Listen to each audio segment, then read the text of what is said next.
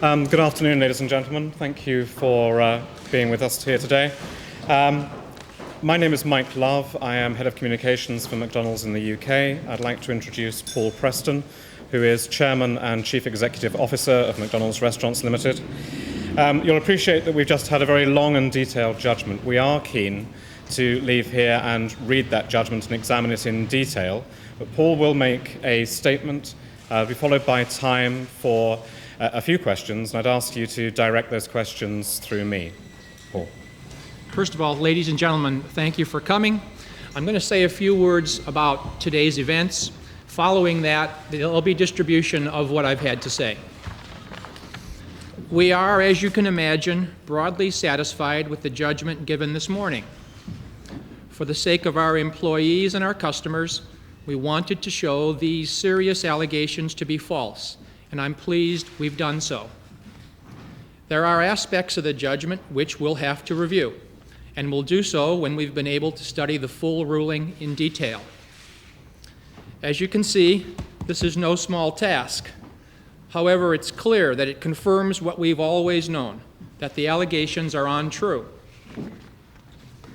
The fact that it's taken 3 years out of the lives of so many people also gives cause for concern. The length of the trial raises important issues about the cost of justice and the speed with which it can be dispensed. We welcome the public debate over Lord Woolf's proposals to reform the civil justice system, especially with regard to the recommendation to allow the courts to limit the cost and length of civil litigation. There is, of course, a difficult balancing act between fairness and speed, but anyone who's been to court knows there's both a financial and emotional cost to litigation. This must be considered when examining how the system works. We brought this case to protect a reputation trusted by millions of customers every day. This judgment represents a thorough audit of our business. We've not yet had time to study the full text. However, based on the overwhelming evidence given in support of our case, we believe that our employees and customers will be reassured by the judgment given today. Thank you for your time. I'm afraid I can't stay much longer because we have a long judgment to read, but I will take a few questions. Thank you. First question. Yes, considering that you've gone down in history as being a part of the longest case in British history, and you had to spend $26 million to do this, was it worth it knowing that the McDonald's defendants are going to continue to give out this leaflet? Well, in terms of the length of time involved, I think our reputation was worth it, but that's exactly why I've called for a review of the law, according to the Lord Woolf recommendations, which are quite frankly recognized as needed by a vast array of people, far more experienced, far more qualified than me to comment. Okay, next question.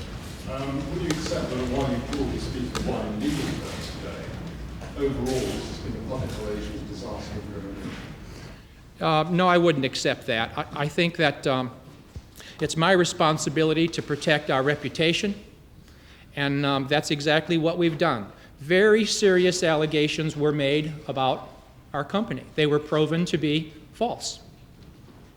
Next question. Nevertheless, the trial has been seen in public terms as a David and Goliath situation, and naturally the sympathies of the public instinctively go for the David situation is still remembered as the Goliath, the big corporation against two individuals. Is that not a public relations problem? I think the sympathies of the public will lie with the truth.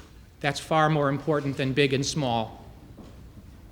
Time for 2 more questions. The judge found that you were culpably responsible in cases of cruelty towards animals, that you exploited children with your advertising, and that you paid low wages, thus helping to depress wages in the catering trade throughout Britain. That's all quite serious. Let me take those one by one. I'm puzzled by the statement about animals. First and foremost, our standards exceed minimum legal requirements. And if those legal requirements need to be adjusted, that's really a matter for government. It's a matter for agriculture. But I want to know about it. Secondly, you mentioned advertising, I think? Okay. Well, the judge said we did not set out to deceive. We comply with all legislation, all regulatory agencies in our advertising practices, and I stand by those. But he said you exploit children by using them as more susceptible subjects of advertising to pressurize their parents into going to McDonald's. Well, I don't remember the exact words. When I have a chance to read the specifics, I'll be able to comment. What's your response to those precise words? I don't know that he said those in that context. I'll have to look at the complete document. And what about the low wages? Well, I've already gone on record as saying I'm in favor of a minimum wage for the United Kingdom. I support that for sure. There are bodies out there currently reviewing that today. I know the matters at hand were related to 1990, not today, and we are far from what he described currently. Okay, those were 4 good questions. McLibel. Can you in all honesty say, after what's happened in court, that you don't think McDonald's image has been tarnished in any way? I think our reputation is valuable. I think our reputation is something that you must be willing to stand up and protect, and that's exactly what's been Do you done. not think it's been damaged? No, I don't. Last question. Sorry, last question. Over here. You say it's defending your reputation, Mr. President, but this must have cost you absolutely millions of pounds to go ahead with this action. What do you think the shareholders would go? Well, this wasn't a matter of cost. It wasn't a matter of damages. It was a matter of establishing the truth. That's what we set out to do. That's exactly what we did. But the cost amount of the case of flying executives around the globe to this hearing here must have cost you, millions of pounds. I don't know about flying executives around the globe for here, but I mean, I live here. I've made it my home for over 20 years, and I happen to love London and Britain. It's Okay, ladies and gentlemen, thank you. Can I say? I did say we would have half dozen questions. We have a big judgment to read here, and we'd like to go away and read it. Would you like to hold it? Stand. Will you be pursuing the damage? Will you pursue the damage? Okay, thank you.